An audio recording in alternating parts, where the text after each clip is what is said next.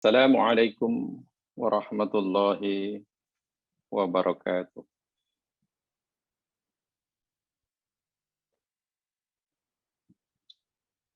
Innal hamdalillah nahmaduhu wa nasta'inuhu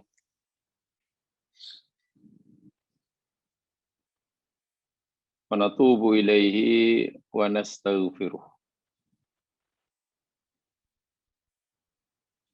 Na'udzu billahi min syururi anfusina wa min sayyiati a'malina.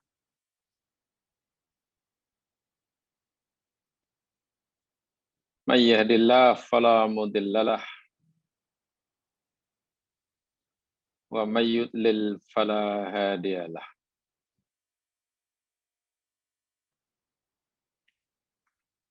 Ashhadu an la ilaha illallah wahdahu la syarikalah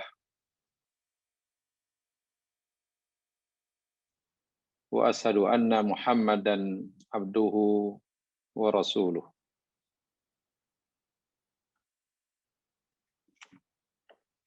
Qala Allah Ta'ala fil Qur'anil Azim wa huwa asdaqul qailin.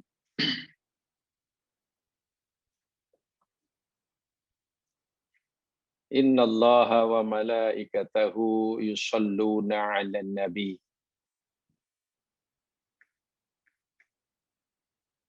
Ya ayyuhalladzina amanu sallu 'alaihi wa sallimu taslima.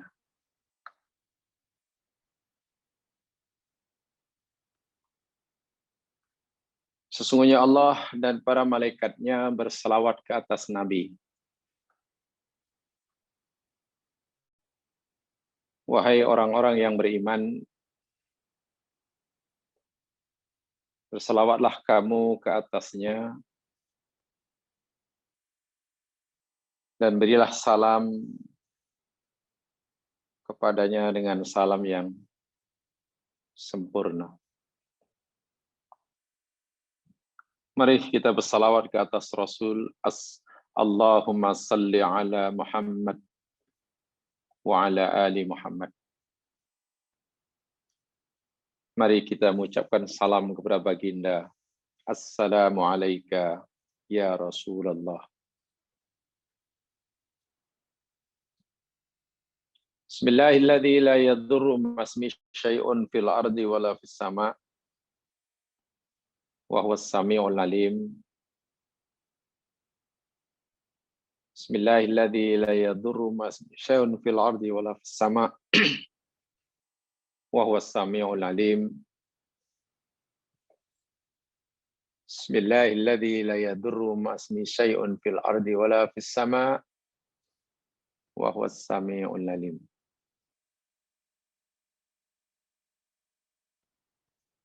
Allahumma bika asbahna wa bika amsayna wa bika nahya wa bika namut wa ilaikan nusyur. Allahumma amin.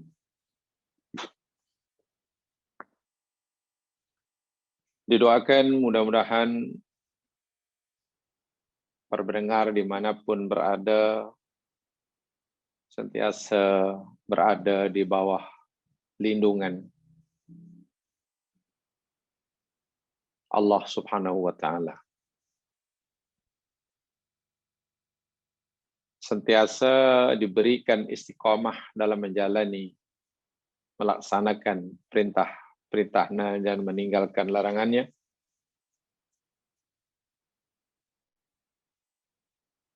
Ditingkatkan kemampuan dalam ta'abud kepadanya. Diberikanlah peluang serta pertolongan agar hari-hari yang akan datang, umur yang masih tersisa dan terbaki, menjadi lebih baik lebih bermanfaat dan lebih bernilai bandingkan dengan umur-umur yang telah kita lalui selama ini. Allahumma amin. Pagi hari ini insya Allah kita akan teruskan seri kajian kita hadis Nabi Sallallahu Alaihi Wasallam yang masih menumpukan pada hadis-hadis akhlak dan adab. Sebagaimana dalam kitab Bulughul Maram yang disyarah dalam Subulus Salam memang disusun sedemikian rupa, bermula dari bab taharah, ibadah, sama ada ibadah mahdoh atau ibadah sosial, sewa, menyewa, pinjam, minjam, jenayah, dan sebagainya. Kemudian al-iman, dan bagian ketiga, yakni bagian ihsan. Kitabul Jami', pelengkap, yang semuanya yakni berkaitan dengan akhlak. Dan inilah salah satu kebiasaan ulama-ulama silam dalam menyusun kitab mereka. Walaupun tidak semuanya. Akhlak, sentiasa pembicaraan tentang akhlak, sentiasa dijadikan kemuncak pembahasan dan pembicaraan mereka. Perkara ini bukan kebetulan, tapi memang begitulah garis panduan yang diberikan oleh agama, walaupun mungkin tidak secara langsung. Sebagaimana yang telah kita ketahui, yang sering juga saya sampaikan, maratibut tadayun, tingkatan beragama seseorang, itu bermula daripada yang paling rendah, meningkat, dan seterusnya. Maratibut tadayun yang paling bawah yakni al-Islam. Kemudian meningkat menjadi iman. Dan meningkat menjadi ihsan. Ini tingkatan beragama, bukan tingkatan agama. Bukan. Maratibut tadayun, bukan maratibud din. Sebab itulah istilah yang sangat populer di kalangan ulama salaf, termasuk Ibnu Taimiyah, Ibnu Qayyim al-Jauziyah. Seorang yang muslim, maknanya telah meluk agama Islam dan melaksanakan apa yang disuruh oleh Islam, dan meninggalkan apa yang ditegah, belum tentu ia mukmin. Dia baru muslim. Karena boleh jadi ketika ia melakukan suruhan dan larangan, belum karena Allah yang diimani, yang dipercayai. Tapi masih ada tujuan-tujuan yang lain. Yaitu orang muslim belum tentu mukmin. Orang mukmin pasti dah muslim. Ini bermakna tingkatan orang yang sudah berada pada level mukmin itu lebih tinggi daripada sekadar muslim. Sebab mukmin pasti muslim. Mukmin pasti telah melakukan apa yang disuruh. Enggak tinggal.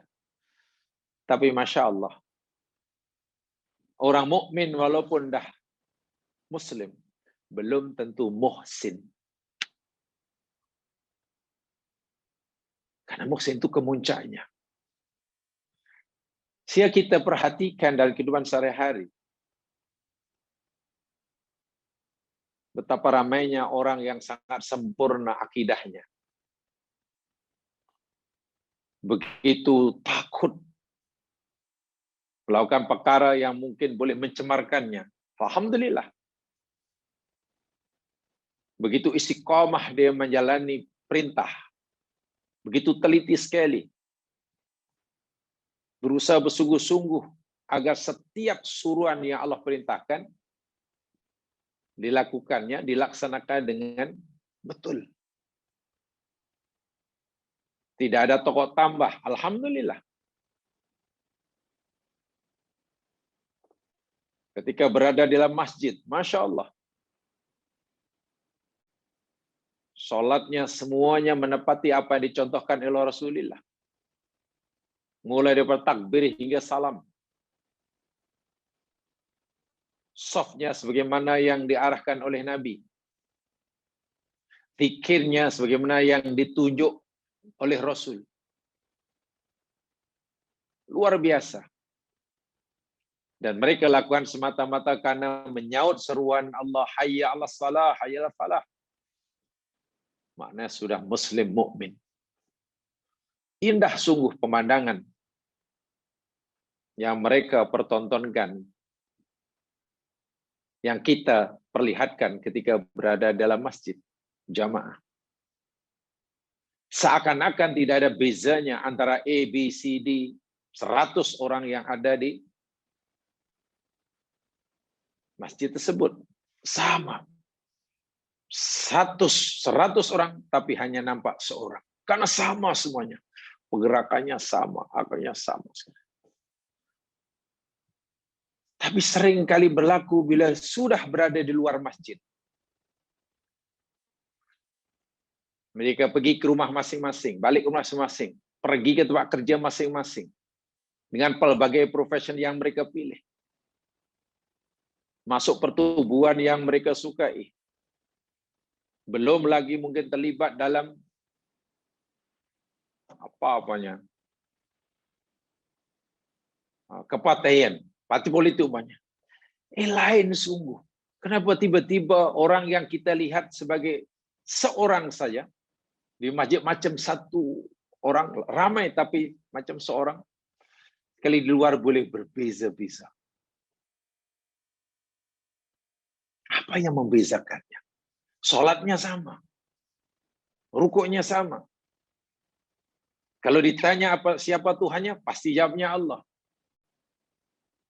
Kalau puji suruh baca syahadat, pasti ucapannya betul. Makhrajnya betul. Suruh baca Fatihah, sama. Tapi kenapa ketika di luar, ketika bermasyarakat, ketika berniaga, ketika bermuamalah, kita berdasar, kita nampak pelbagai. Ini bukan satu muslim, bukan lagi ummatan wahidah. Apalagi zaman sekarang. Sangat mudah sekali orang gaduh, sangat mudah sekali orang mencela, sangat mudah sekali orang menghina. Tak boleh salah sikit, tak boleh beza sikit. Walhal akhlak adalah misi utama Rasulullah Shallallahu Alaihi Wasallam diutus. Innama bu'ithu li utammima makarimal akhlak. Itu hadis yang sangat populer sekali. Hanya saja aku ini diutuskan untuk menyempurnakan budi pekerti. Hadis Abu Hurairah yang diriwayatkan oleh Imam Ahmad, dan itu sangat populer sekali. Innama, hanya saja. Si Nabi memberikan pembatasan, memberi maksud, tidak ada tujuan lain, maksud lain, Allah mengutus Nabi menjadi utusannya, kecuali semata-mata hanyalah untuk menyempurnakan akhlak. Dan betul. Hanya untuk akhlak. Bagaimana akhlak kita sebagai manusia, hamba kepada Tuhan pencipta kita. Di sana ada akhlak. Sehingga ada pelajaran akidah dengan pelbagai pembahasannya. Itu kan supaya kita punya akhlak yang betul sebagai hamba kepada Allah.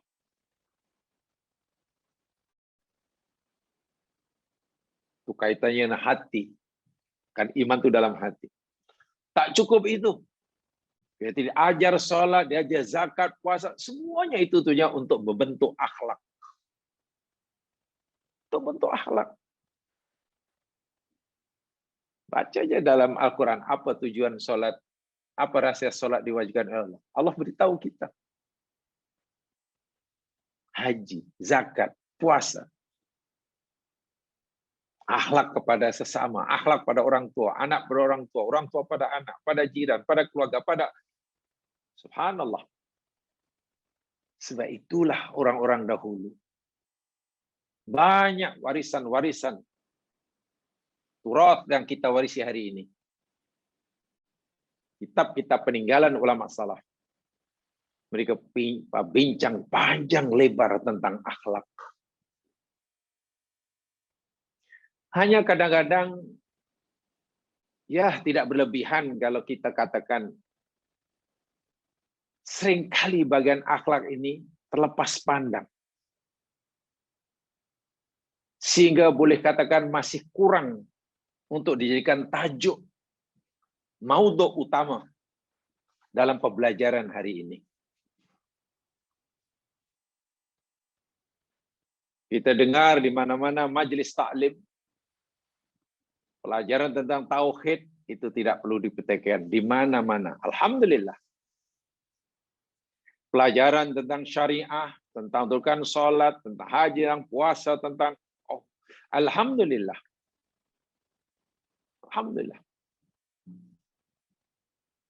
Pengajian-pengajian tentang bagaimana baca Al-Quran yang betul, makhraj yang betul. Alhamdulillah. Bagaimana cermat Al-Quran yang betul. Alhamdulillah. Tapi mungkinlah pengajian-pengajian, kumpulan-kumpulan usrah yang tertumpu kepada pengajian al-akhlak. Mungkin, ini kita hanya agak saja, mungkin, harap-harap tidak, masih telah sangat kurang. Kenapalah ini berlaku? Karena akhlak ini sebetulnya kalau kita belajar akhlak Nabi SAW, hadis-hadis tentang akhlak, ayat Quran tentang akhlak, setiap kita pasti terkenal. Ayat-ayat akhlak, hadis-hadis akhlak,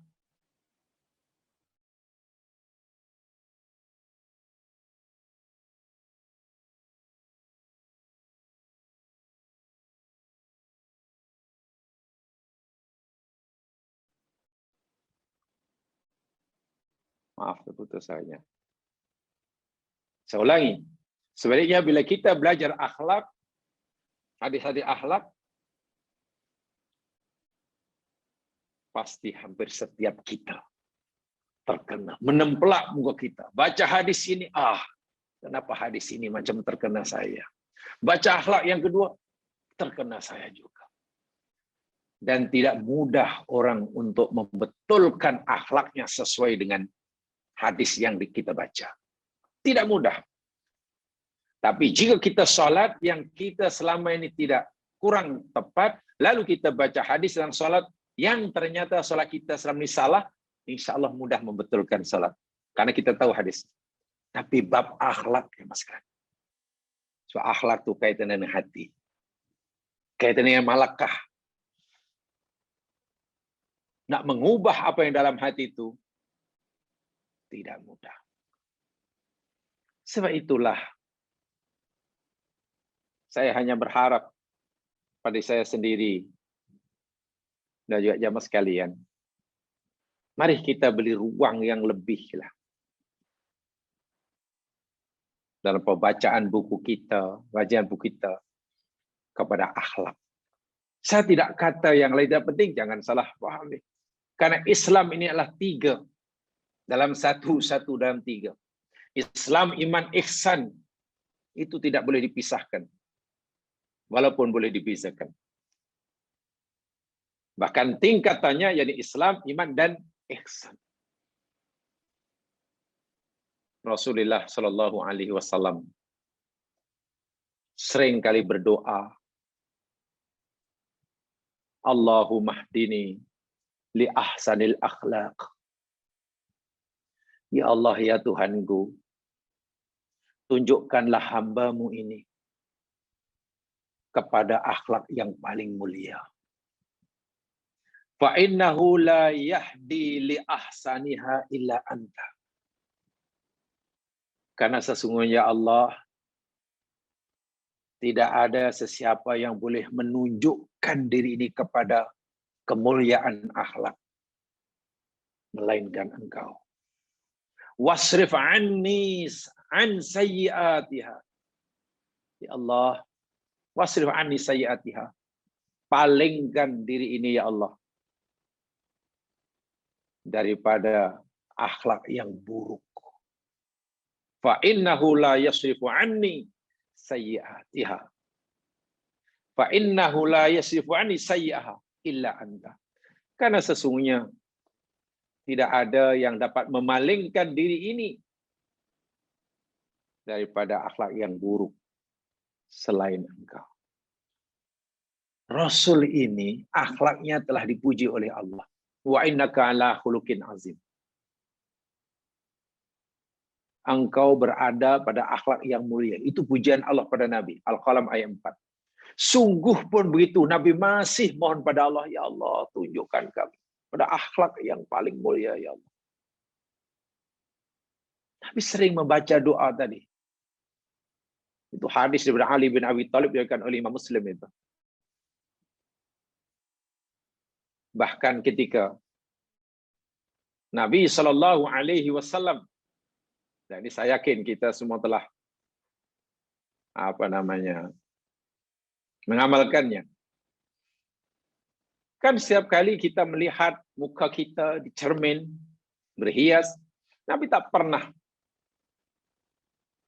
melainkan saya membaca Allahumma hassanta khalqi fa ahsin khuluqi. Ya Allah, sebagaimana Engkau telah memperelok penciptaan diri ini, maka perindahkan berilah budi pekertinya. Dalam hadis Ahmad. Jadi jamaah sekalian, ini saya perlu sampaikan karena kita selama ini, ada bagian akhir ini, dan insya Allah selepasnya, kita banyak baca hadis akhlak. Dan bila hadis akhlak itu, hampir semua yang kita baca itu mengena kita. Memang nempelak muka kita. Ini aku belum, ini aku belum. Tapi Anda baca hadis-hadis sebelumnya tentang sholat, alhamdulillah ini saya sudah. Betul rupanya. Takbiratul ihram saya betul rupanya. Oh, rupanya dalam beriftitah betul yang saya baca. Oh, rukuk sudah. Alhamdulillah. Alhamdulillah. Tingkatkan. Di sana ada matlamat, ada objektif, ada al-hadaf yang tinggi. yakni husnul khuluq. Husnul khuluq. Jamaah yang dirahmati Allah sekalian, mari kita teruskan pelajaran hadis akhlak kita. Jadi bagian akhir ini hadis-hadis akhlak, bukan hadis-hadis hukum sebenarnya, lebih kepada hadis akhlak. Kitabul Jami' itu semuanya kita tentang akhlak. Jadi kita akan pelajari hadis yang ke-1490. 1490. Itu dalam buku terjemahannya. Atau kalau dalam buku aslinya bahasa Arabnya, tapi dalam Subulus Salam 1375. Tak apalah nomor hadis tidaklah penting, yang penting sama hadisnya. Yang penting sama hadisnya. Jadi hadis dari Jabir bin Abdullah radhiyallahu anhu. Saya bacakan, lihat bukunya. An Jabir bin Abdullah radhiyallahu anhu qala qala Rasulullah sallallahu alaihi wasallam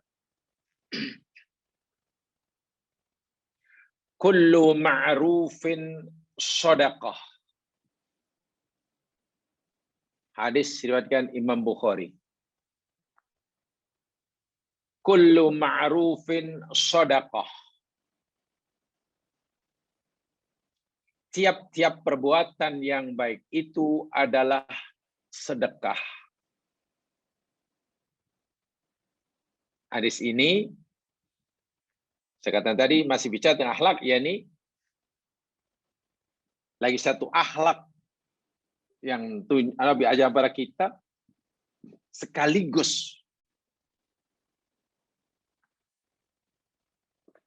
peluang untuk mendapatkan pahala sedekah rupanya terbuka seluas-luasnya.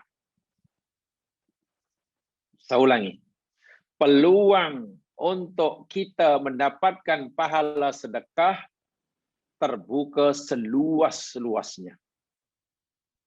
Sehingga tidak ada orang yang tidak punya peluang untuk mendapatkan pahala sedekah. Li'anna sadaqah la tanhasiru fil mal wala fi ahlil yasar. Karena sedekah tidak hanya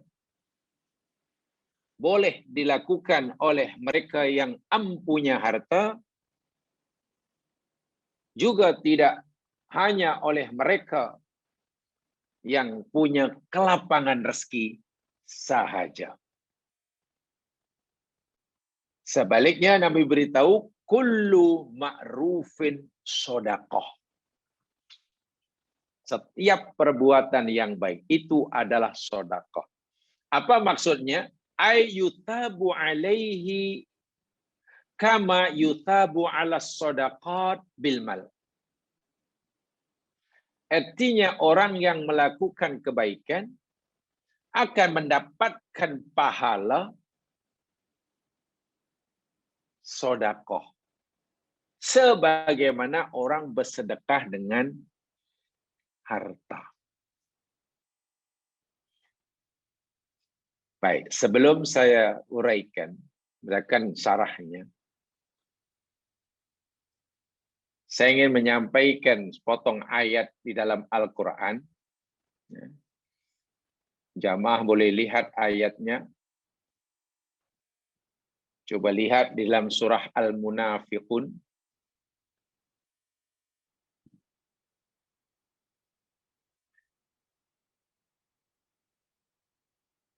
Lihat dalam surah Al-Munafiqun, surah yang ke-63.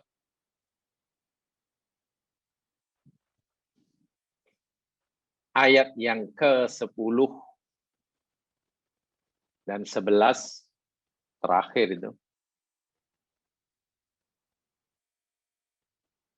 A'udzu billahi minasyaitonir rajim.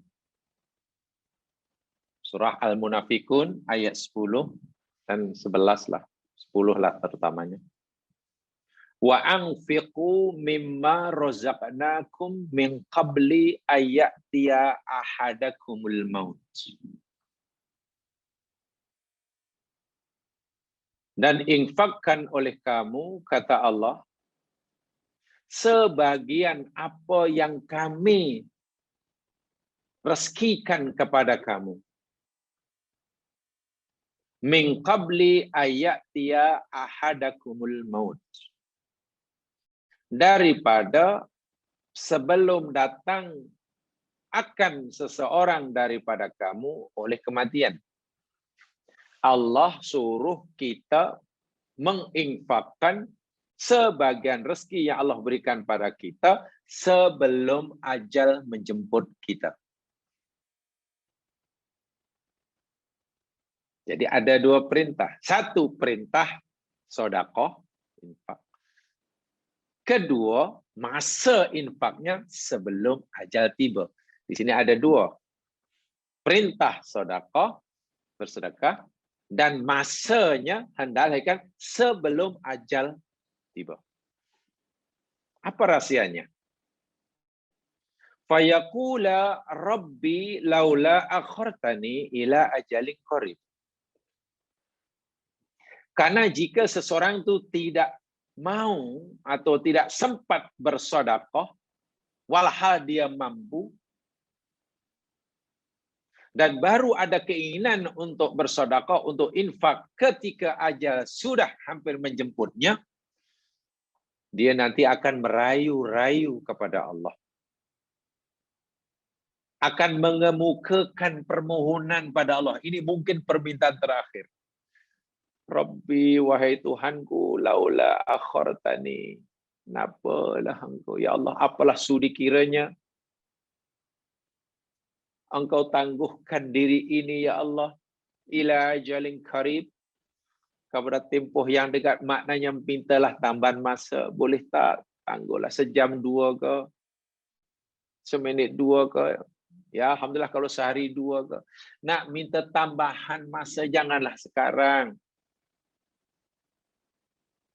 Jika melakukan datang pagi, janganlah pagi ni, boleh tak nanti waktu duha ke. Bila tu datang, boleh tak sekejap lagi, boleh tak? Minta tempoh, minta tangguh. Walaupun hanya sekejap, ajalin qarib. Apa alasannya? Fa'asaddaqa. Allahu Akbar. Supaya aku boleh bersedekah. Wa aku minas shalihin. Aku ingin menjadi orang yang soleh dahulu. Coba renungkan betul-betul ayat ini. Orang ini, ya mas sekalian, mungkin saya semasa sehat walafiat, semasa ada kemampuan, mungkin juga tidak salat atau lika salatnya. Mungkin juga tidak melakukan perintah-perintah yang lain, termasuk perintah bersedekah. Tapi kenapa ketika ajal menjemput, dia minta tambahan masa untuk bersedekah yang dahulu diabaikan, dan bukan untuk solat yang dahulu juga mungkin diabaikan. Kenapa ya tidak? Ya Allah, aku nak solat dahulu karena dahulu tak sempat solat. Aku nak pergi haji dahulu karena dia memang menyesal jika ia tidak solat. Betul. Dia juga menyesal jika dia tidak berpuasa. Betul. Dia juga menyesal jika dia tidak haji. Tapi masalahnya, kenapa yang dia begitu kecewa dan ingin tambahan masa untuk melakukan perbuatan yang dia tinggal dan berarti dia ini sedekah. Sedekah, ya Allah, saya nak sedekah. Tengok betapa mulianya, betapa tingginya amal sedekah. Mungkin kita kata begini, ya itu orang yang pasti mampu tapi tak mau. Sekarang bagaimana pula orang yang mau tapi tak mampu? Jika sedekah itu amal yang sangat tinggi kedudukannya, menjadi orang pemurah, bukan pemberi, bukan penerima. Orang yang lebih banyak memberi, ini kan akhlak kaitannya. Dermawan, pemurah, suka memberi. Dia ingin memberi nilai pada dirinya pada perbuatan memberi. Sebab semakin banyak pemberiannya, nilai dirinya akan naik. Nilai seseorang itu kan terletak pada apa yang keluar daripada diri, bukan apa yang masuk. Ya yadul ulya khairum min yadis sufla, Nabi kata. Tangan yang di atas lebih baik. Itu tinggi sekali itu. Jadi orang suka memberi, dermawan, menyenangkan orang. Memberi ini pasti menyenangkan orang lah, meringankan bebanan orang, melepaskan kesusahan orang, menolong orang. Namanya memberi. Dan itu adalah akhlak yang sangat mulia. Yang sangat mulia. Masalahnya, ya kalau orang itu punya harta. Jika mereka tidak punya harta, bagaimana? Dan ini yang pernah disampaikan oleh sahabat Nabi kepada Rasulullah Shallallahu Alaihi Wasallam. Mereka iri ketika melihat sahabat-sahabat yang lain mampu bersedekah, sedangkan orang ini orang yang tidak punya kemampuan,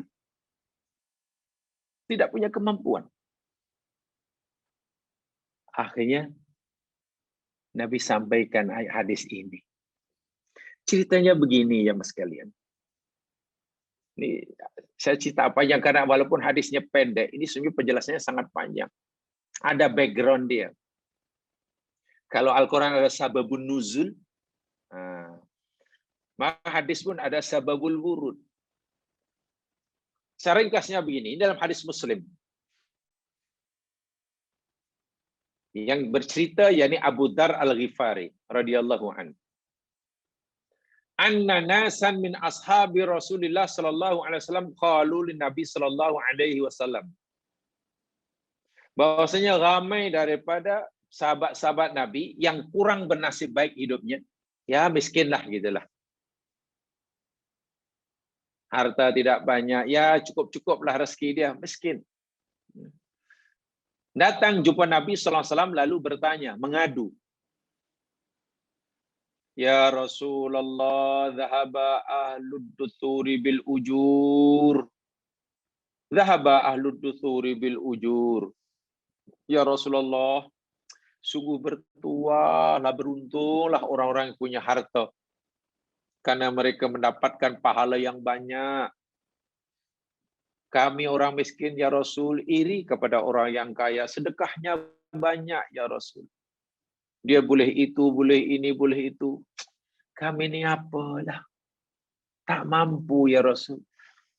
Sedangkan kami tahu, Quran telah beritahu bahwa ibadah yang, Masya Allah, ibadah yang bila kita terlepas, kita abaikan semasa hayat, yang paling kita kesalkan, yang kita merayu-rayu pada Allah untuk melakukan, yakni bersedekah. Seperti surah Al-Munafikun tadi. Itu permintaan manusia terakhir sebelum mati itu. Khasnya yang mengabaikan, yang loke, dan bahasa kita yang loke, yang tak banyak memberi tapi lebih banyak menerima. Dia lebih suka menerima, bukan suka memberi. Wah, Islami suka memberi. Galakan suka memberi. Ini akhlak. Jadi si miskin ini irilah. Ya Rasulullah, macam mana nih? Mereka beruntunglah, pahalanya banyak karena mereka punya harta. Yusallun kama nusalli. Mereka solat seperti mana kami solat, mereka pun solat juga ya Rasul. Wa yasumun kama nasumu. Mereka puasa, kami pun puasa. Mereka solat, kita boleh solat. Sama. Mereka puasa, kami juga puasa. Masih sama. Wa yatasaddaqun fi buduli amwalihim, tapi Rasul mereka boleh bersedekah dengan hartanya yang banyak itu. Kami tak pernah bersedekah, bukan karena kami tak mau, tapi kami tak mampu ya Rasul. Tengok, so pahalanya pasti ada orang lebih banyak daripada kami. Tengok sahabat yang mereka iri, bukan iri karena tak punya kawannya punya harta, iri karena kawannya punya peluang untuk beramal sementara dia tidak punya peluang karena tidak diberi kemampuan. Dan iri macam ini bagus, namanya ghibtah. Tengok sahabat itu pelik. Mereka ada iri tapi benda yang mereka irikan tu Allahu Akbar. Apa jawab Nabi untuk menenangkan hati sahabat-sahabatnya yang keinginan untuk berbagi nikmat dengan orang lain, keinginan untuk memberi kepada orang lain sangat besar, tapi merasa kemampuan dirinya terhad. Qal, Nabi menjawab, Awalaisa qad ja'alallahu lakum ma tasaddaqun. Ma tasaddaqun. Wahai sahabat-sahabatku, bukankah Allah Subhanahu wa taala telah menjadikan kamu, telah memberikan bagi kamu, menjadikan bagi kamu apa yang kamu boleh sedekahkan? Kamu tak tahu ke? Kamu tak sedar ke? Soalnya Allah telah menjadikan sesuatu bagi diri kamu yang kamu boleh bersedekahkan dengannya. Terkejut sahabat yang miskin ini, apa ya Rasul? Apa yang kami boleh sedekahkan? Kami tak ada harta. Sahabat ini rupanya memahami sedekah itu hanya dengan harta. Bila anfiku ma razaqnakum tasaddaqu. Yang mereka fikir harta. Itu yang mereka fikir. Tak salah lah berfikir begitu. Tapi rupanya Nabi kata, oh tidak begitu sahabatku. Setiap manusia ini oleh Allah diberikan sesuatu yang dengannya orang boleh bersedekah dengannya. Dan nanti akan dapat pahala yang sama dengan pahala orang bersedekah dengan apa yang dia mampu. Wah, seluruhnya bukan main ini orang. Apa ya Rasul? Lalu Nabi berkata, inna bikulli tasbihin sedekah. Kamu tahu tak? Membaca subhanallah, subhanallah, subhanallah. Itu pun sedekah. Oh iya, Masya Allah. Baca subhanallah, sedekah. Wa kullu takbiratin sedekah. Dan baca takbir Allahu Akbar pun sedekah. Wa kullu tahmidatin sedekah. Dan tiap-tiap ucapan alhamdulillah itu pun sedekah. Wa kullu tahlilatin sedekah. Dan tiap-tiap kalimat tahlil la ilaha illallah itu pun sedekah. Wal amru bil ma'rufi sedekah. Kamu suruh orang buat baik, kamu ingatkan orang yang lupa, kamu betulkan orang yang salah, kamu luruskan orang yang bengkok, itu pun sedekah. Wa nahyu anil munkar. Mencegah kemungkaran. Bila kawan berbuat silap, lalu kita tegur, kita betulkan. Kawan buat aniaya, lalu kita halang. Itu pun sedekah. Nabi menyatakan di hujung tu yang mengejutkan mereka, sehingga mereka bingung memahaminya. Wa fi bud'i ahadikum sedekah. Bahkan bila kamu berkumpul, bercampur dengan istri kamu, hubungan suami istri. Bila kamu melakukan hubungan suami istri, itu pun sedekah. Mereka rasa pelik, aneh mendengar ucapan Nabi ini. Kalau mereka berkata, ya Rasulullah, baik Rasulullah. Ayati ahahuna syahwatahu wa yakunu lahu fiha ajrun. Betul ke bila salah seorang pada kita melampiaskan nafsu syahwatnya? Ialah mengadakan hubungan suami istri itu kan melepaskan nafsu syahwat. Betul ke ya Rasulullah? Seorang kita melampiaskan nafsu syahwatnya, dapat pahala. Iya ke? Kan itu melampiaskan hawa nafsu ya Rasul.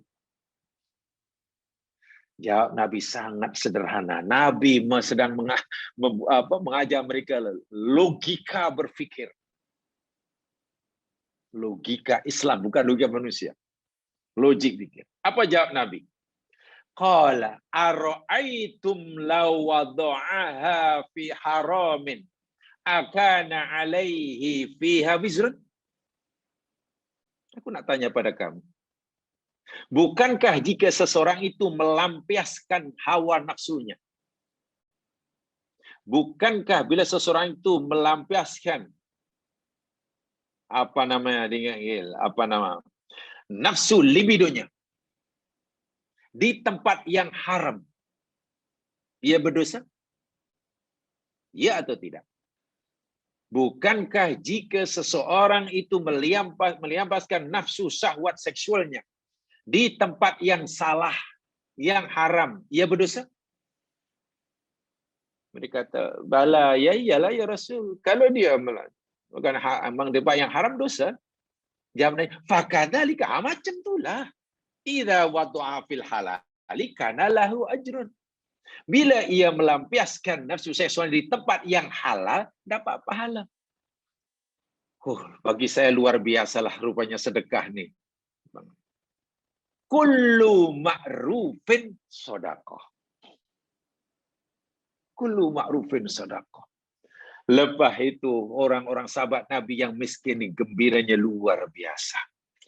Lalu kenapa orang bila Allah suruh tasaddaku anfiku semua, nanti ada rezeki kami sedekahlah kan? Ini tolong diubah.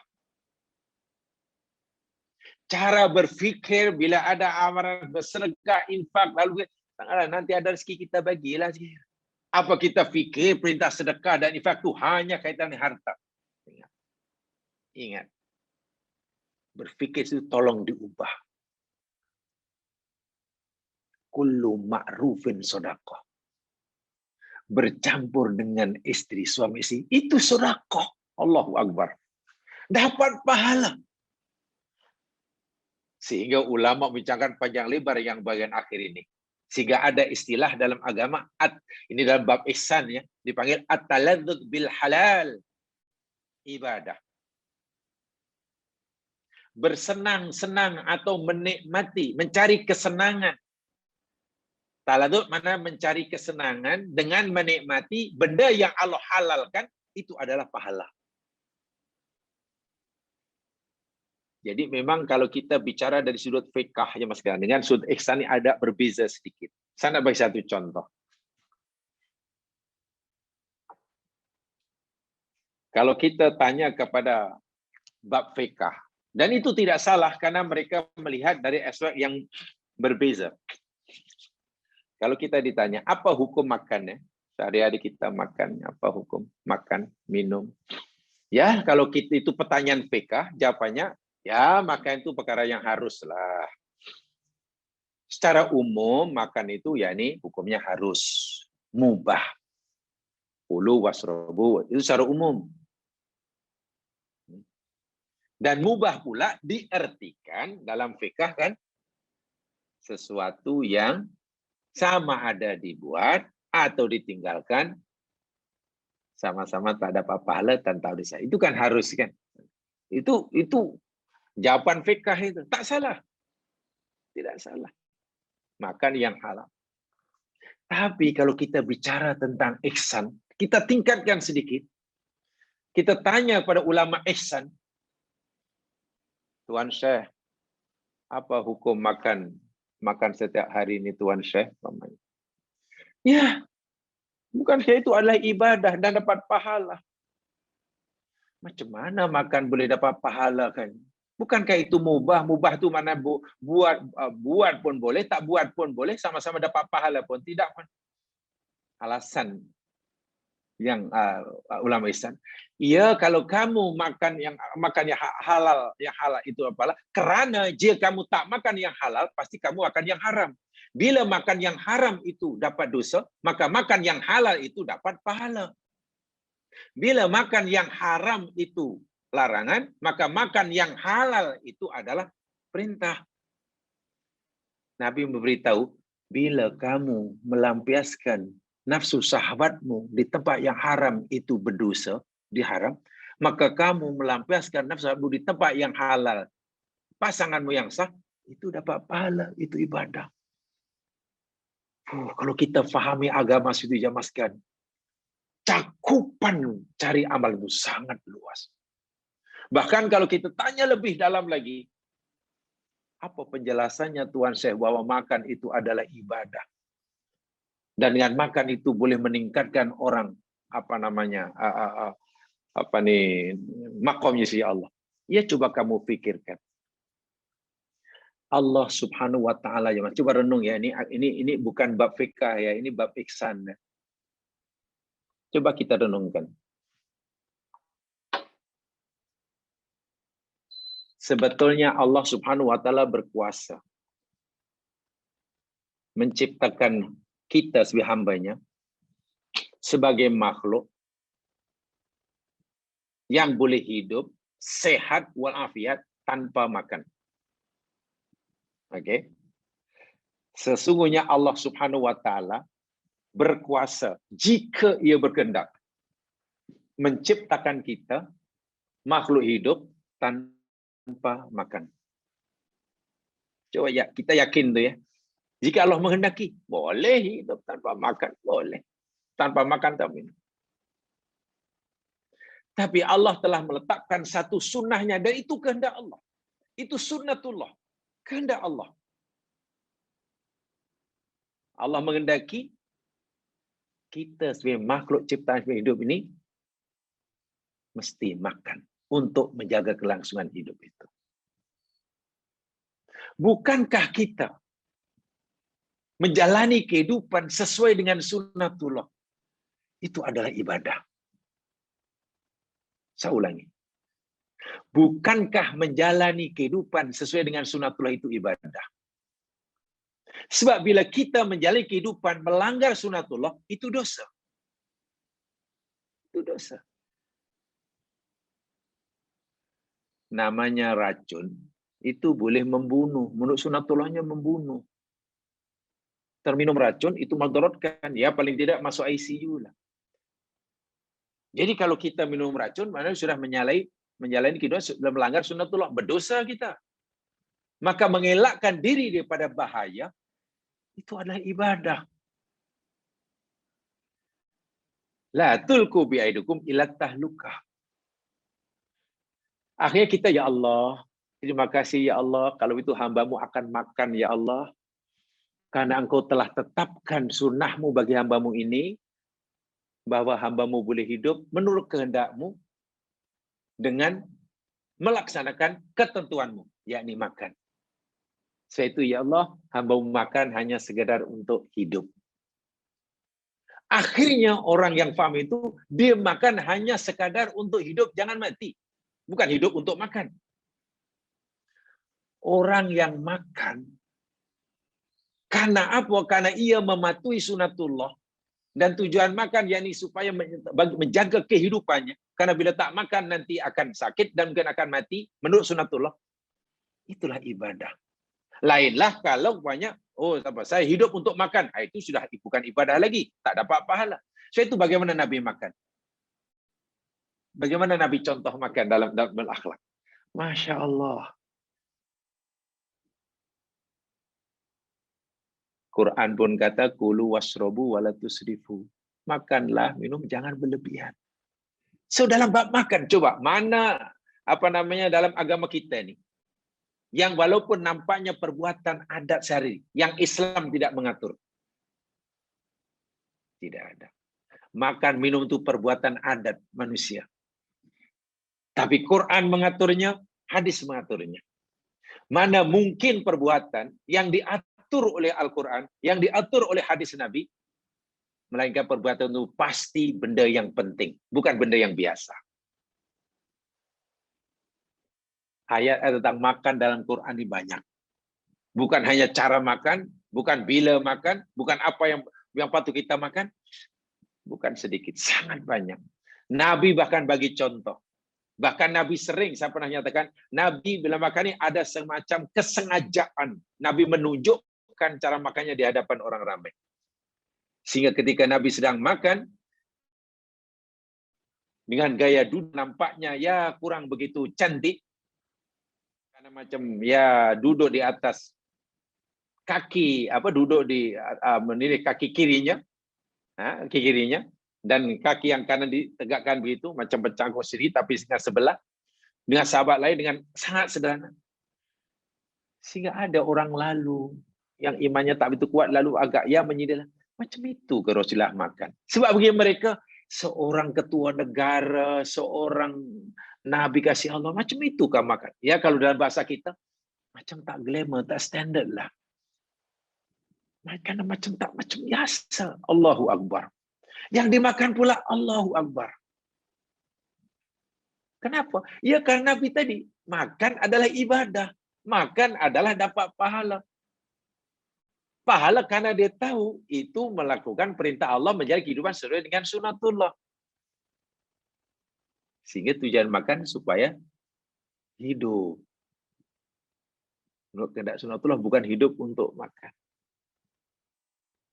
Jadi kalau kita pandang segitu, sekarang, bedakan hadis tadi ya mas kalian. Siapa agak di antara kita yang tidak punya peluang untuk bersedekah? Kan tidak ada. Kullu ma'rufin sedekah. Kullu ma'rufin sedekah. Tiap-tiap perbuatan yang baik itu adalah sedekah. Dan Masya Allah disebutkan tadi. Menolong orang lain, meringan kepada orang lain. Bahwa di dalam hadis yang lain, hadisnya banyak sekali ya berkaitan kullu ma'rufin sedekah ini. Saya dikasihkan kisah menuangkan air, ada kawan nak minum, lalu kita tuangkan air daripada jug ke gelas dia, sedekah. Mengangkat barang kawan pada zaman Nabi, membawakan kawan-kawan, kemudian diletakkan di belakang kendaraannya untuk sedekah. Kalau kita mungkin membukakan pintu kereta kawan yang nak keluar, membukakan pintu bilik kawan yang nak masuk, menutupkan, Allahu Akbar. Semuanya sedekah. Artinya dari segi maksudnya, ia akan mendapatkan pahala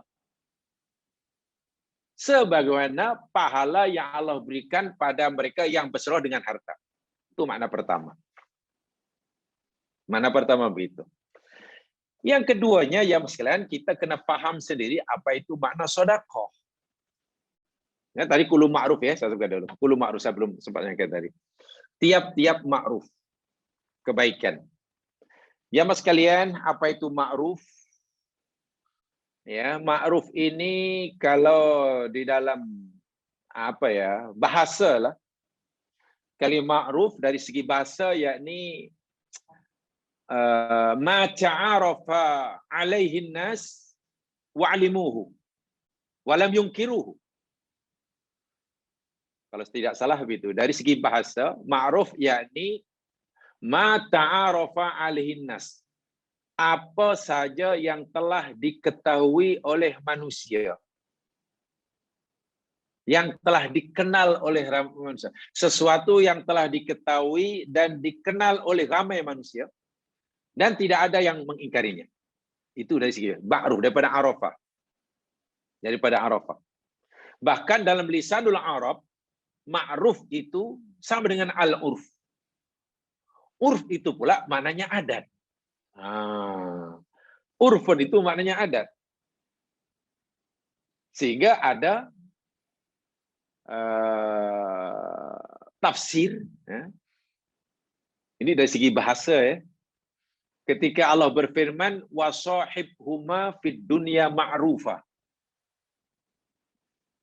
Jika kedua ibu bapa kamu memaksa kamu melakukan syirik kepada aku, yang kamu tidak ada ilmu padanya sedikit pun, Allah kata, fala tuti'uma. Kamu jangan taati kedua ibu bapa kamu. Tapi, wasahibhuma fid dunya ma'rufa. Dan bergaulah kamu dengan mereka berdua selama hidup di dunia ma'rufan. Ma'rufan dengan cara yang baik. Itu makna yang umum. Tapi berdasarkan makna bahasa, ma'ruf itu ada muhsin mengatakan, yakni al-urf. Bergaulah mereka di dunia sebagaimana orang lain bergaul dengan orang tuanya. Di tempat itu bagaimana? Karena begini jamaah sekalian ya. Cara menghormati orang tua, bagaimana cara memuliakan anak memuliakan orang tuanya, itu mungkin satu daerah dengan daerah yang lain tidak sama.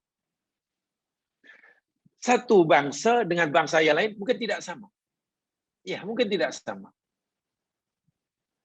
Adat bangsa ini, cara menghormati orang tua itu begini, sehingga orang tua merasa dimuliakan oleh anak jika anak melakukan seperti ini. Mungkin bagi suku seperti itu.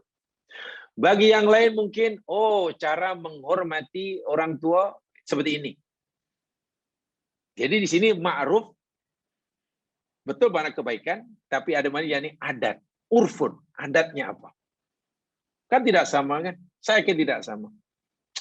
Di tempat saya ya mas kalian, ya, di kampung halaman saya dahulu, dan sampai sekarang, salah satu cara takzim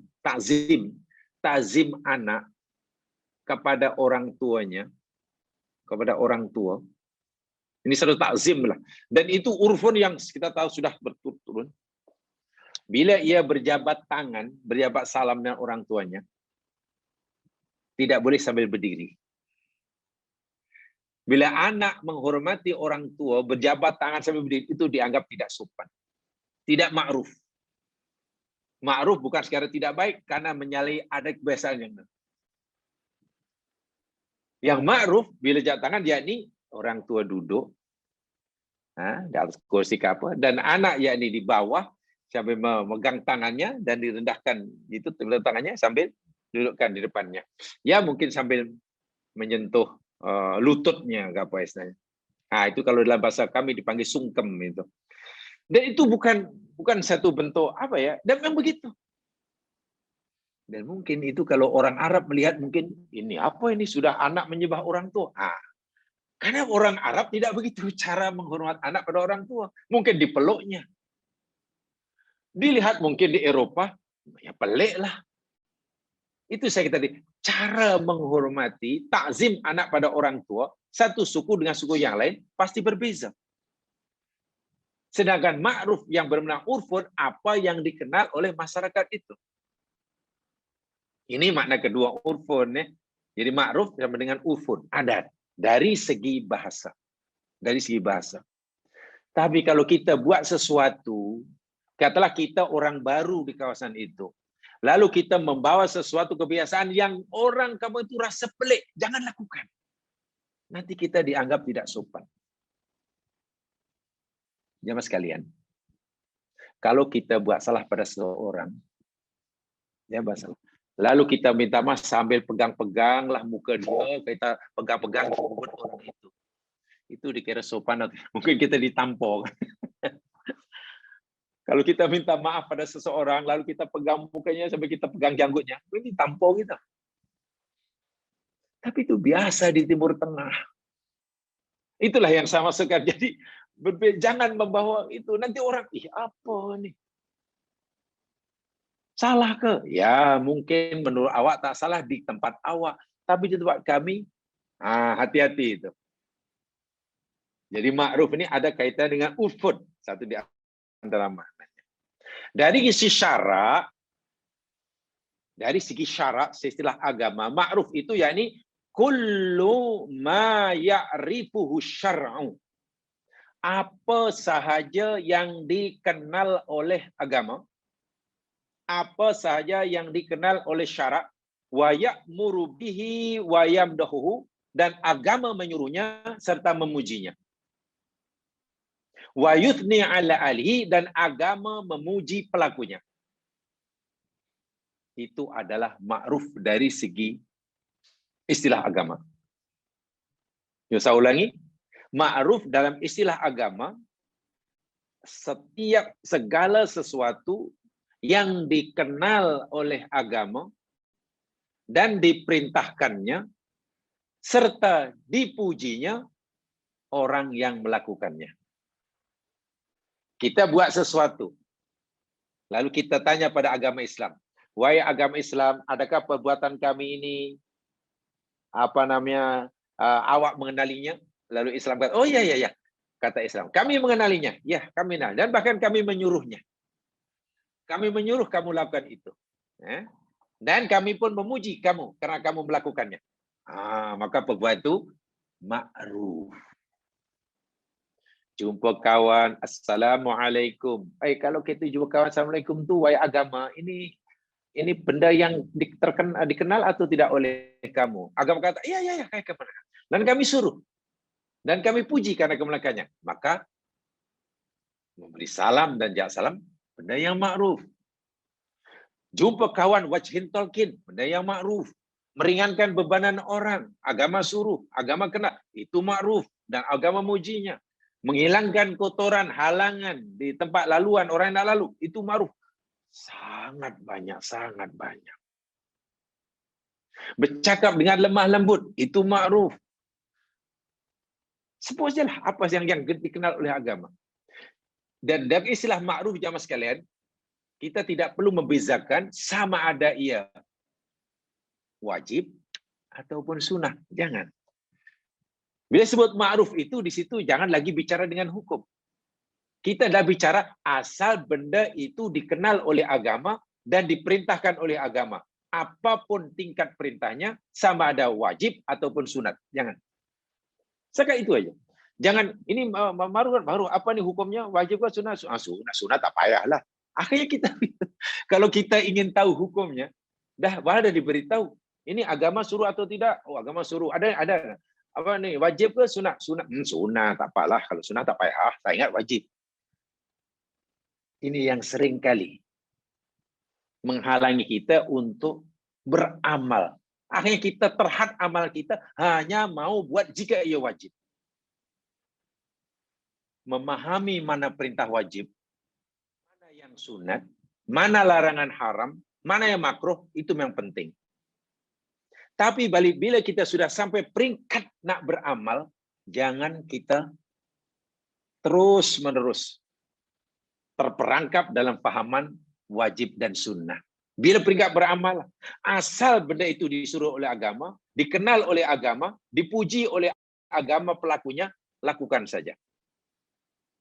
Sama ada sunat, apalagi wajib. Asal benda itu dilarang oleh agama, ditegah oleh agama, dikeji oleh agama pelakunya, tinggalkan saja. Sama ada agama melarangnya dengan keras, namanya haram, atau agama tidak menyukainya, namanya makruh. Jadi bila peramal, kita jangan masih haram ke makruh, haram ke makruh, makruh tak apalah. Ingat haram. Sunat ke wajib, sunat ke wajib, sunat. Sunat pun bukan sunat muakkadah. Oh, tak apalah, lo tinggal tak apalah. Jangan. Kullu ma'rufin shadaqah. Ingat, termasuk ibadah yang sangat tinggi nilainya di sisi Allah, bersedekah. Sehingga tadi saya katakan, sahabat-sahabat yang miskin iri kepada sahabat yang kaya. Karena mereka merasa tidak mampu melakukan apa yang dilakukan oleh orang yang kaya dengan sedekah, katanya. Lalu Nabi sabdakan pada mereka panjang lebar itu. Hatta yang terakhir itu membuat mereka terkejut. Karena selama ini tak berpikir sejauh itu. Kamu berkumpul dengan istri kamu pun dapat pahala dan itu sedekah. At-taladdud bil halal. Tadi saya katakan dalam bab ihsan ya. Kita menikmati, mencari kenikmatan di dalam perkara yang Allah halalkan, itu adalah ibadah. Nabi agak-agak pernah tak bermain-main dengan cucunya? Pernah kan? Nah itulah namanya taladdud bil. Sebab kalau tidak sedang bermain-main dengan cucunya, ya mungkin nanti dengan yang lain. Nabi pernah tak umpamanya berlomba lari dengan Aisyah? Pernah. Yang penting pernah. Selalu atau tidak itu cerita yang lain. Kan pernah. Masya Allah. Taladdud bil haram. Jadi Islam itu sebenarnya agama yang sangat mudah, sederhana, sesuai dengan fitrah. Bukan agama yang apa ya, yang tegang, yang rigid, yang tak boleh bergerak, yang mukanya seram, yang hanya tunduk, tak pernah. Oh tidak, sama sekali tidak. Rasul ini orang yang paling murah senyuman. Yang paling murah senyuman. Bahkan Nabi ini sering sekali menghibur sahabatnya yang susah.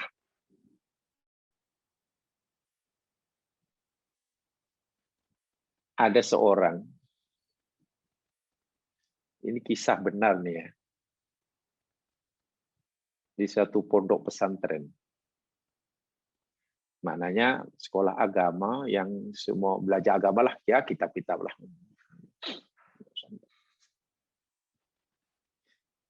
Seorang mudirnya, tok imamnya, tuan gurunya alim, tidak mengajar. Ya, dalam itu belajar, nak mengajar lah, kan ada baca kitab apa. Tiba-tiba murid-muridnya ini masih ramai yang belum bersedia, bahkan masih main-main, masih gelak, masih. Dan minta maaf, kebetulan kebanyakan murid-muridnya Satria ini orang yang tidak berkemampuan. Sebab belajar di situ ya ini free. Ya, di percuma, pondok tidak pungut apa-apa biaya, hanya mereka mesti berkhidmat kepada pondok itu, pada sekolah agama itu. Ya disuruh hafalan nanti, suruh itu jadi ini, tapi tak bayar-bayar. Artinya anak orang susah, makannya pun apa adanya, tidur. Seorang tuh guru yang alim ini, ketika nak melakukan pelajarannya, tengok bagian muridnya masih gelak-gelak, akhirnya dia tangguhkan pelajaran. Tangguhkan. Jadi kata pelajar yang lain, tanyalah, guru, ini masa sudah tiba, dah mula pelajaran, baca kitab ini, tadribul kitab. Kenapa tuh guru batalkan? Tak? Ini dah lama yang... Ya, saya sebenarnya tadi, kata guru, ingin memulakan nih pelajaran tadi. Tapi saya perhatikan ada sebagian kamu dan mereka tuh masih gelak-gelak. Akhirnya saya tidak jadi. Saya tidak mau mengganggu mereka yang sedang bersenang-senang. Terkejut muridnya ini.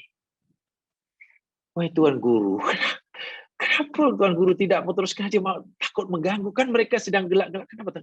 Iya, saya kagum dan saya kadang-kadang iri. Kebetulan murid-murid yang sedang borak tadi, yang gelak-gelak sekali, diketahui dengan pasti anak orang-orang yang susah, tidak pernah mendapatkan apa-apa kiriman uang dari orang tua karena memang sekolah itu free. Dan mereka lebih seronok di pondok, orangnya makannya free, hanya suruh kerja dalam pondok dan dapat belajar. Jarang balik, cuti jarang balik, karena balik pasti lebih susah. Kata gurunya, saya iri, karena Masya Allah, mereka ditakdirkan oleh Allah sebagai orang yang susah, tapi masih mampu bergembira, dan itu nikmat yang besar. Tuan guru yang memandang agak jauh itu lain cara berpikir. Dia kagum, dia iri. Macam mana orang yang susah, serba kekurangan dari segi financial, harta benda, tapi boleh gembira. Kalau orang yang sehat, orang kaya, orang yang serba mewah, gelak-gelak itu biasa. Ini orang susah, boleh gelak, boleh senyum itu. Oh, saya tak mau ganggu. Sebab kalau diganggu, nanti kalau pelajaran kelas dimulakan, mereka akan tubuh kelas, akhirnya dah bilang. Jadi saya tidak mau mereka sedang menikmati Allah, sedang menikmati nikmat Allah. Itu satu nikmat yang besar. Orang susah, miskin, tapi boleh tersenyum, boleh gelak, boleh gembira, boleh happy itu. Saya kira baca kisah benar tu rasa, Masya Allah, begitu sekali ya orang melihat nikmat Tuhan, nikmat Allah Subhanahu Wa Taala. Jadi kalau berkaitan dengan ini, menyenangkan orang lain, orang susah kita senangkan, itu sedekah. Bahkan kalau orang sedang senang, tapi ini gelaknya budak senyumnya dan gelaknya orang miskin tentu tak sama ya dengan gelaknya orang senangnya miskin. Itu kena dibezakan tuh. Tentu tidak semua orang yang gelak-gelak itu nih. Sebab orang yang senang, orang ini dan gelang rileks, mata-mata tak ada bebanan apa-apa, kerja tak ada, kerja dah pendek, tapi semua dah adalah, nak makan ada orang masakkan, nak pakai baju ada orang basuhkan. Nak tidur ada orang sediakan, nak mandi ada orang sediakan, umpamanya lah. Nak bikin, itu lain nanti gelaknya. Mesti lain, borak gelaknya lain. Ini orang budak yang susah. Cuti pun tak balik karena memang di kampung, di rumahnya lebih susah. Lebih susah. Kecuali orang terus balik bantu ke apa. Dan hari-hari memang susah karena yang lain mungkin biasanya belajar, ada masalah. Dia kadang tidak karena kena kerja, ya bantu pondok lah untuk masuk inilah. Dan ada peluang rehat, kemudian burak sama yang sama-sama susah, boleh gelak, boleh. Tok gurunya tak jadi memulakan pelajarannya. Karena, saya tidak mau mengganggu orang yang sedang menikmati anugerah Tuhan. Saya iri kepada orang-orang ini. Bagaimana orang yang susah, serba kekurangan, serba-serbinya. Bahkan ada di antara mereka yang yatim piatu. Tak ada keluarga. Dia boleh senyum, boleh gelak main-main dengan kawannya. Itu memang susah untuk difahami. Cara berfikir agama hingga sedalam itu memang tidak mudah ya Mas Ken. Memang tidak mudah. Itu kaitannya dengan hati ya. Itu pelajaran ihsan sebenarnya. Pelajaran ihsan. Nah, kalau kita mungkin, jangan bisik, ini kelas kan. Itu. Ya tidak salah lah. Kalau kita nak menghitung pun tidak salah. Ini bukan cerita salah atau tidak. Itu kaitannya dengan rasa. Bila kita bicara ihsan itu kaitannya sudah sampai yang Allahu Akbar, gimana ya orang macam itu. Ini bukan masalah hukum hakam. Ya kalau ikut peraturan, masa belajar, sudah pelajaran dah mula, pun berhenti, ya mesti begitulah. Dan tak salah pun kalau, tapi namanya tok guru tadi punya pahaman yang agak jauh, memahami tentang nikmat Allah Subhanahu Wa Taala. Yang kawannya pula akhirnya boleh gelak, kondisi tahu gelak, kondisi sama sendiri. Masya Allah. Ma'ruf. Sesuatu yang dikenal oleh agama, disuruh oleh agama. Ya. Ada yang mengatakan, kullu qaulin hasanin wa fi'lin jamilin wa khuluqin kamilin lil qaribi wal ba'idi. Ada yang mengartikan ma'ruf ialah tiap-tiap ucapan yang baik, perbuatan yang baik, perangai yang baik, sama ada pada orang dekat atau orang jauh, itu adalah ma'ruf. Ringkas kata, ma'ruf maknanya ismun jami'un likulli fi'lin yu'rafu husnuhu bil aqli awis syar'i. Ma'ruf ada ismun jami'un, satu istilah yang merangkumi, meliputi setiap perbuatan, ucapan, tingkah laku yang dikenal pasti kebaikannya, sama ada oleh agama atau oleh akal. Itu ma'ruf. Ma'ruf dalam hadis ini maknanya satu istilah yang merangkumi, mencakupi, meliputi apa saja ucapan, perbuatan, atau tingkah laku yang dikenal akan kebaikannya, sama ada oleh syarak atau oleh akal. Ya, oleh adat tempat. Jadi sangat luas pengertiannya. Sebab itu Nabi bagi contoh sangat banyak sekali. Bahkan menuangkan air, menghidangkan makan pada orang lain, membawakan pakai apa barangan orang lain,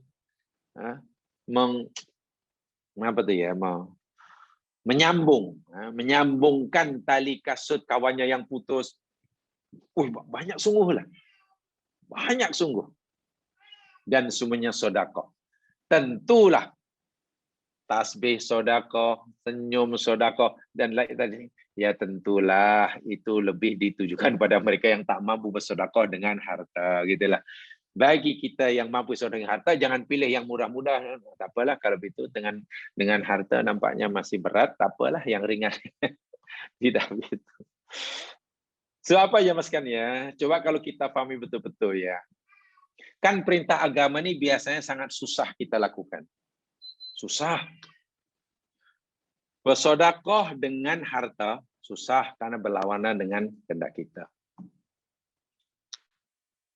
Menolong orang yang susah itu pun tidak mudah, apalagi jika kita sendiri susah, berlawanan dengan nafsu kita. Kita terpaksa melawan nafsu loh. Ya. Apalagi membawakan barang kawan, bawa barang banyak lalu kita bawa. Apalagi orang itu kita tak kenali, atau apalagi mungkin siapa dia nak suruh aku pula tolong dia. Minta maaf sekali, minta maaf. Katakanlah kita majikannya, kawannya berat tadi, katalah pembantu kita. Kita pula, tak apa. Siapa saya? Aku pula yang disuruh. Dia berani suruh aku, dia tak tahu siapa aku. Kan berlawanan dengan nafsu kita. Susah. Perintah agama memang susah dilakukan. Karena bercanggah dengan kehendak nafsu. Peliknya, ada perintah agama yang bukan berlawanan dengan nafsu, tapi selari dengan nafsu kita. Dan itu adalah pahala, itulah surga. Tadi, berkumpul suami istri. Itu perintah agama yang tidak berlawanan dengan nafsu. Maksud saya, yang tidak perlu melawan hawa nafsu. Selari bahkan dengan kehendak. Itu pun adalah sedekah. Itu pun adalah ma'ruf. Coba tak luas mana bidang yang Islam berikan pada kita untuk bersodakoh. Dan sodakoh itu pula, ma'ruf kita sudah tahu, sedang sodakoh yakni, ya kita tahu sodakoh daripada kalimat sodakoh lah, daripada sodakoh. Sodakoh maknanya benar atau jujur. Benar atau jujur. Sehingga dari segi bahasa, sodakoh itu maknanya dalilun ala sidqi makhrajihi fi imanihi. Sodakoh itu yakni dari segi bahasa sesuatu, tak kira perbuatan ke, ucapan ke apa, yang menunjukkan kebenaran imannya. Orang tu imannya betul ke, tak betul ke, jujur ke, tak jujur, boleh lihat kepada apa yang keluar daripada dirinya. Sama dengan yang keluar daripada dirinya itu berupa ucapan melalui mulutnya, ataupun perbuatan melalui tangan dan kakinya, atau apa sajalah. Jadi sodakoh itu sebagai simbol tanda kejujuran iman seseorang. Sama ada sodakoh dengan harta, orangnya dipanggil dermawan. Atau mungkin sodakoh dengan amal jasa budi sana, orangnya dipanggil budiman. Mungkin dipanggil budiman. Atau apa sajalah. Sementara sodakoh dari si agama, al-atiyah allati yutau biha thawab, pemberian yang berupa harta semata-mata mengharapkan pahala daripada Allah Subhanahu wa taala. Tetapi dalam hadis ini rupa-rupanya makna kullu ma'rufin shadaqatun. Sedekah di sini tidak hanya merujuk kepada benda, pada harta semata-mata. Sebab ma'ruf. Jadi kalau kita nak ingin punya sedekah yang banyak, dan kita nanti tidak menyesal apabila ajal telah menjemput kita, mari kita amalkan hadis ini.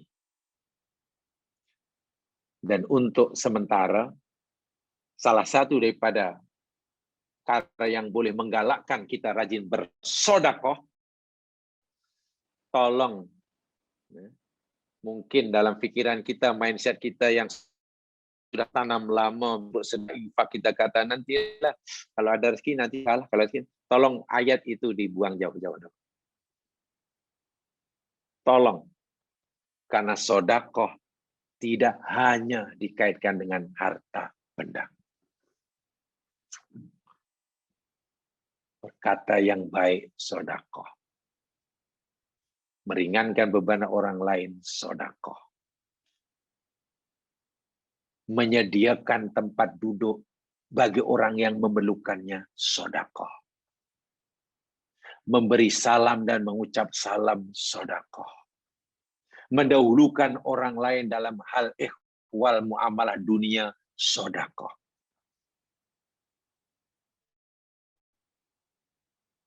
Setelah lama mungkin orang bermusyawarah, berseminar, berkursus, tiba masa untuk makan tengah hari, lunch time sudah tiba, Orang pasti berebut nak makan karena semua lapar. Lalu kita suruh orang lain ambil dahulu. Sedekah. Dan untuk memudahkan, melancar urusan, lalu kita tak apa yang terakhir dan kita hidangkan pula, kita adakan nasi, sedekah.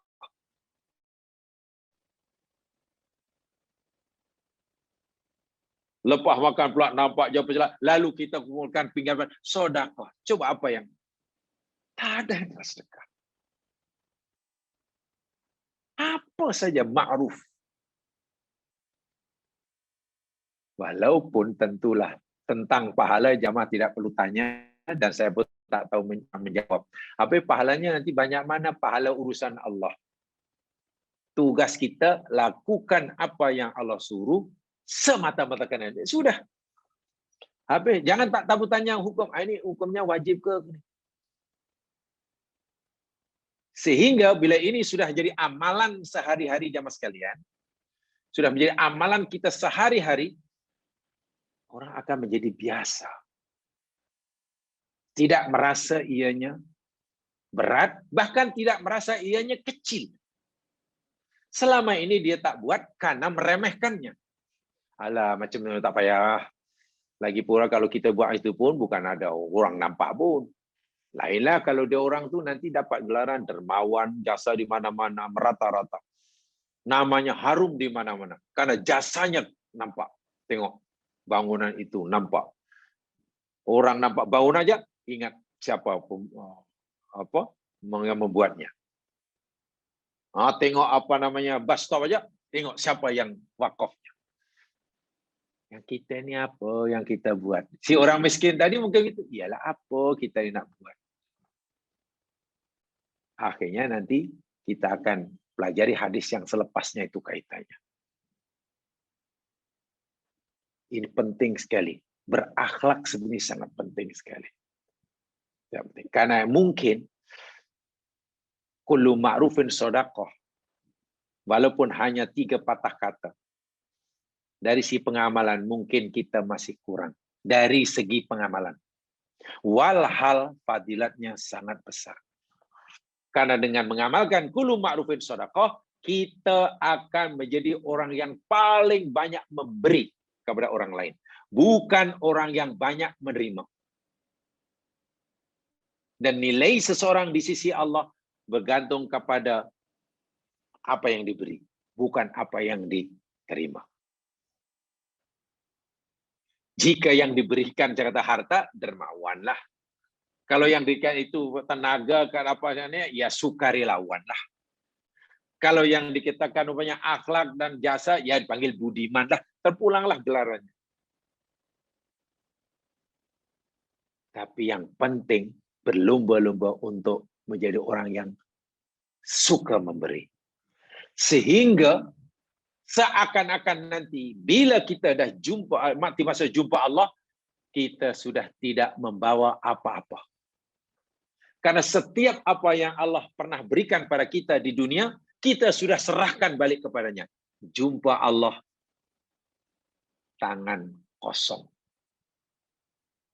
Tidak membawa apa-apa benda yang Allah pernah berikan. Yang kita bawa justru pahalanya.